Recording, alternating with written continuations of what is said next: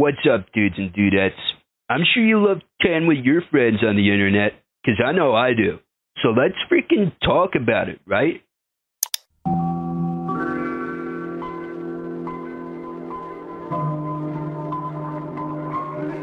So ARPANET. So the US's Defense Department decided to put some money into researching some decent comms.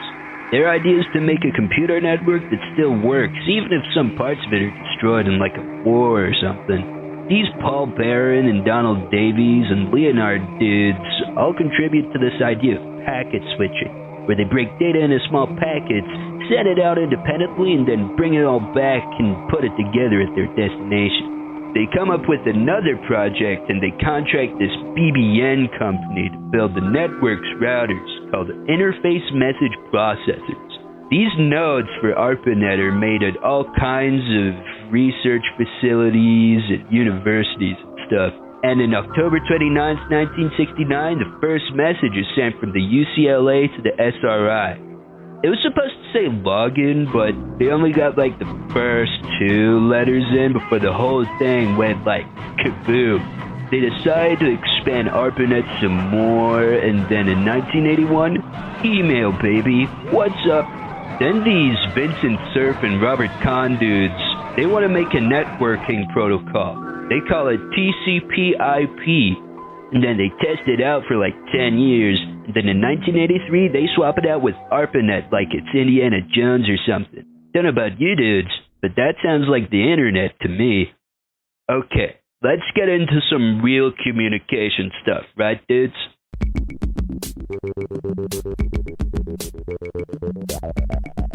So at the same time TCP is being made, David Woolley and this Doug Brown guy create this learning system called Plato. Sounds pretty sick if you ask me. And they make this thing called Talkomatic. It's the first ever chat room, like ever. It supports 5 participants per room.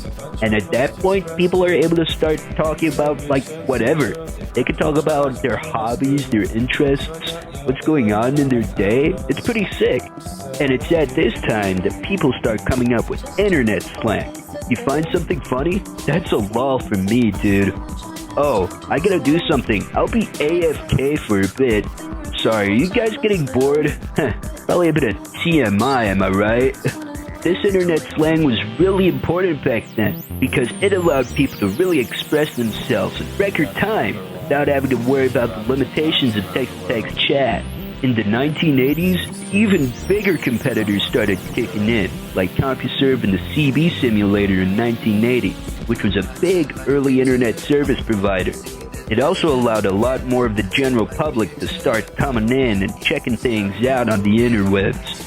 But it would really start kicking up into high gear in 1988 with the Internet Relay Chat.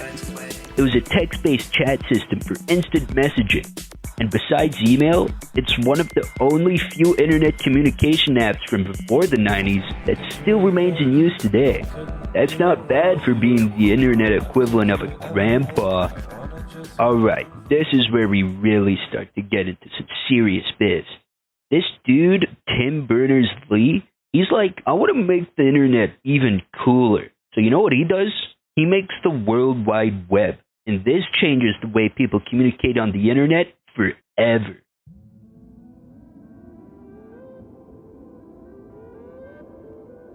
Before you know it, the first web servers are out.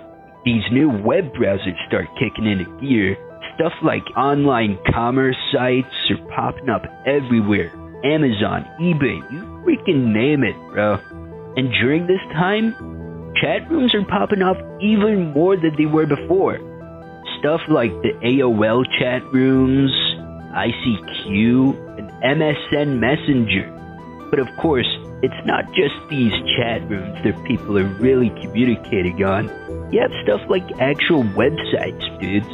Stuff like GeoCities, Yahoo, Neopets, Netscape, eBaum's World.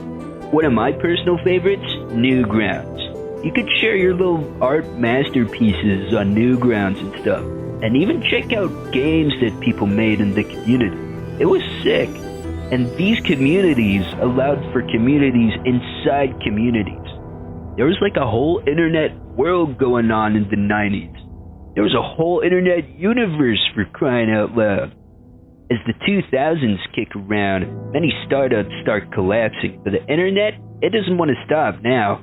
Cool stuff like Wikipedia starts launching up, and the rise of social media through MySpace, LinkedIn, and Facebook starts making its appearances on the social web.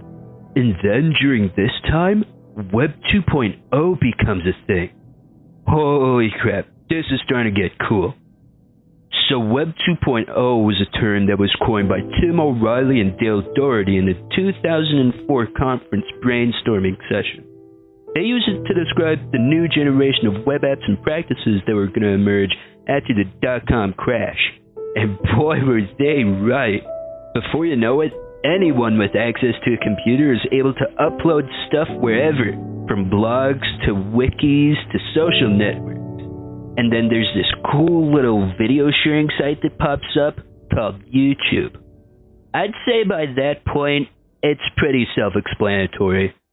When you add on to that mobile phones really kicking into high gear, the announcement of the new iPhone, platforms becoming even bigger and bigger, and just the overall boom of participatory culture and the shift to a platform economy, I'd say we're pretty much here at the modern internet, dudes and dudettes. So yeah, there you have it. There's communication across the web, how it came to be, all that good stuff. Anyways, I'm gonna go back to chatting with my friends on Discord. See ya, dudes.